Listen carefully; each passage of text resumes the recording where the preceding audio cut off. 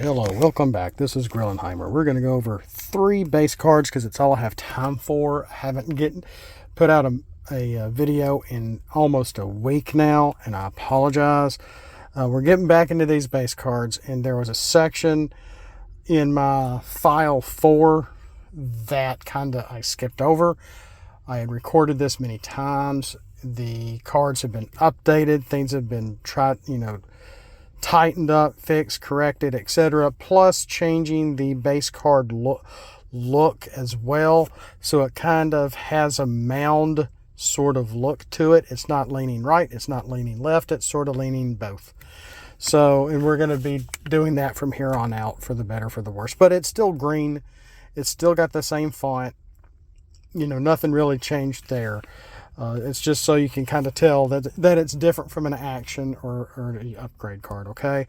So, and if I ever get the chance, maybe I'll go back and fix the rest of them. The only thing is as you saw, if you check the video where you were seeing me actually make one and do that, I do have to color stuff in.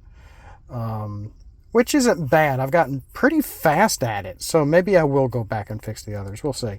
So we last left off in this group.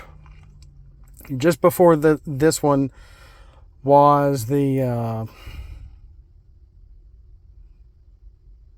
Scramble City. That's right. And it had an image of Superion with one of the Combaticons as a leg or something. And he was getting hurt, and it's an image from the Scramble City episode to help your any of those characters, as long as either player has some of those characters in any of those trait types that can combine, that are not combining with no Enigma in their deck. So I'm not really going over that. So the next one up, and then we left off there, and then we went straight to the Sumdax Tower. Well, there's this huge gap in here. So the next one really should be Sentinel. Sentinel is an orange green pip card. The green has the maximal trait, so only the maximal characters can get this on the flip. So trying to make things make sense a little here as far as being able to get them, whether you pull them or draw them, whatever, or being able to get these in battle based on what characters you are playing with. When it comes to maximals, you're playing homemade characters. Whatever I have left and what I have stored is what I have, I guess, because I had a lot of these redone and finalized, and I didn't move them over to Dropbox. I might be able to find some of my Beast Wars images in the depths of my computer that I might be able to move over to Dropbox, but my laptop doesn't like moving images back over to Dropbox anymore. I don't know why. I haven't tried that in a while. Maybe I'll try that again. So it's a pain to, send the images from my laptop to my phone, and from my phone go poop right into Dropbox because it's so easy to do it on my cell phone. Y'all need to hear that. So Sentinel. At the start of turn, each player does 1 damage to a character in bot mode. Simple as that. So if you're playing Sentinel, if you are playing where you do not flip your characters, just don't flip your characters. Simple as that. Or if you do flip them, it's where it's a character where that has the ability to flip back to alt mode after they attack. Not gears, but does Twin Twist have something like that? And maybe very few others. I want to say right off my head, Twin Twist might be one of those. But I know we've got a few where if you attack and do something, then you can flip back to alt mode. Maybe a tank or two does that. So, that would save that character at the start of turn. Whose turn? Your turn. Your enemy's turn? Absolutely. At the start of turn. Any turn. Your turn, their turn, back and forth. You're both going to have to do 1 damage to a character you control in bot mode. Do I have you control on here? No, because this is not specific to the player owning the card. This is a base card that is affecting both players across the table, so that's why it is worded that way. Up next is Sherman Dam. I used Sherman Dam to show you how I was updating the base card symbol and everything. It is a blue-green. I'm pretty sure this is the correct text. If this is what was already before, then it was probably already correct to begin with. But we didn't go over the card. We were just talking about the image and how I was updating things. If a character's weapon is scrapped while equipped on a leader, the player may play a weapon on the same leader only. That does still sound a little funny, but it means what it says. If you have a weapon on a character, if you have a weapon on a leader character, it gets scrapped. If you have a weapon in your hand, and it has to come from your hand, I didn't specify that, but that's how you play cards. Legally, is from your hand. If I didn't say, the player may play a weapon on the same leader only, it's not coming from your scrap. It's not coming from your deck. It has to be in your hand. It has to be available to play. If I don't specify something is coming from your scrap or deck, bottom of the deck, top of the deck, whatever, it is coming from your hand. It is available for play. So you can play a weapon back on that character. It may not be a weapon you want, but it's a weapon. If that weapon, something like the Energon Axe, requires it to have damage on there, and it has no damage, that still takes precedent here. So you won't be able to play the Energon Axe if the primary laser gets scrapped by your opponent on your character, well, that's a leader, and you have, I got the Energon Axe, I can put it on there. No, you still have to follow the rules of the Energon Axe. If that character has no damage, it can't be played. I'll just call it that. I'm trying to do a WASI here. So, the base card rule comes first. The rule on the weapon comes next. So if there's a rule on the weapon that can't be satisfied, that weapon cannot be played. So if all you have is an attack drone, then you play an attack drone. If you only have one, only one gets played. Simple stuff. Keep it simple, guys. And along with Sherman Dam, scraplets cannot be played by either player.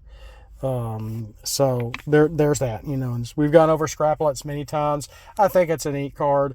It's not that strong of a card. And again, with scraplets, if you're one of your opponent's character cards, if when you play it, you're basically increasing your chosen character's attack by taking away your opponent's character's defense. But if that character does not have a defense of 3, you can't play 3 scraplets.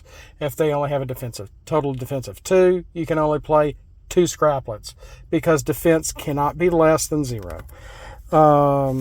So just a good reminder of how scraplets work.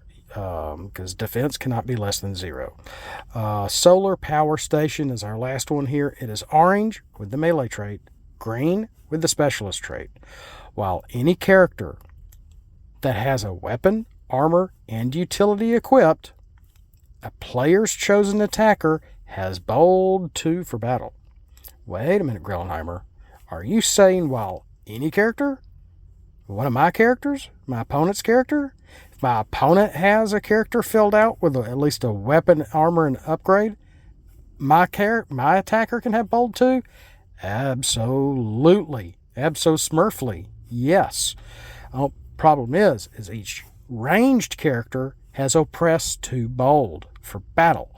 So it can't be a ranged character, unfortunately. So if your attacker is not a ranged character, is a melee or specialist, then you get that bold. If you were a ranged character, you don't get that bold. It gets canceled out.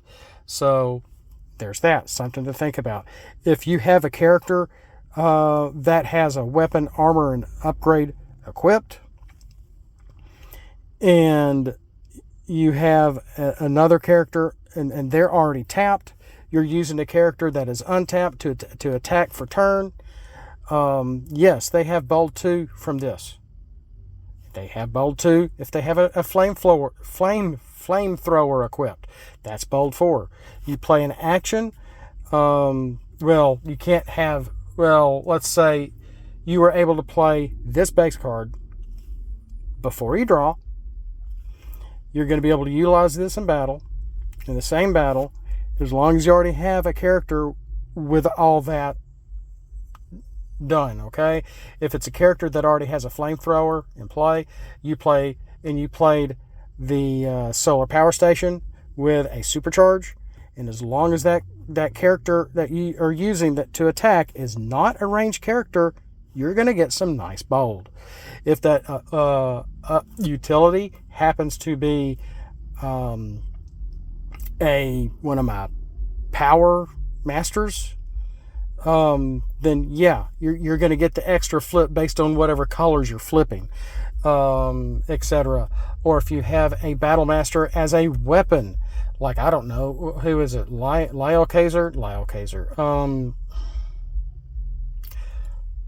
Oh gosh, I forgot the name of him. The one that gives a lot of bold. Yes, it's going to add more bold. But if it's on a ranged character, then you're going to have to subtract bold 2. And again, that doesn't matter if it's a character you have that's weapon, armor, and upgrade, or a character your opponent has that is filled out with at least a weapon, armor, and upgrade. Then yes, both of y'all are going to be getting extra bold 2 for your characters. But ranged characters, it gets canceled out. Okay? So things to think about. So that's all I have time for right now. Maybe you may be seeing some shorter videos from me, which is great. So, we got to go over Sentinel, Sherman Dam. Yeah, we went over Scraplets yet again. And the solar power station. So much more to come. I cannot tell you how many more we have left to go through. So with that, thanks for being here. Thanks for watching. Thanks for listening. The TCG, from my point of view, ain't dead yet. And unless the ARC actually comes out with Wave 2. I haven't heard a thing from them. I'm still trying to keep my ear to them, or even ATP. I think ATP has gone on to Marvel Snap. Wreck and Rule has gone to Marvel Championship, which is an actual card game, not an online card game.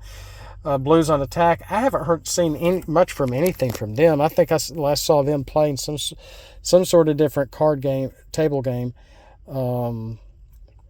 And I haven't heard anything from that Primal guy. Not Rodimus Primal. He's the one with the info, but the other one that did the TCG stuff with all the tattoos on his arm. I haven't seen him in a long time. He was sort of got gobbled up into the ARC group as well. I don't know if he did the artwork for Unicron or not. I think he did. But he's just a great artist. Great. I mean, so many people are better than me. People compliment my art, and it's much appreciated. I'm just glad I can draw better than a stick figure. Okay. But as always, throw scraplets at the like button if you like this content. As always, if you haven't done so and you're liking this information and being able to add some more, a little to the game, whole new type of card here, subscribe. There's more coming. Hit that like button. Well, I already said that. Throw scraplets at that like button. We'll see you next time. And as always, guys, Autobots, flip out and let's roll for it.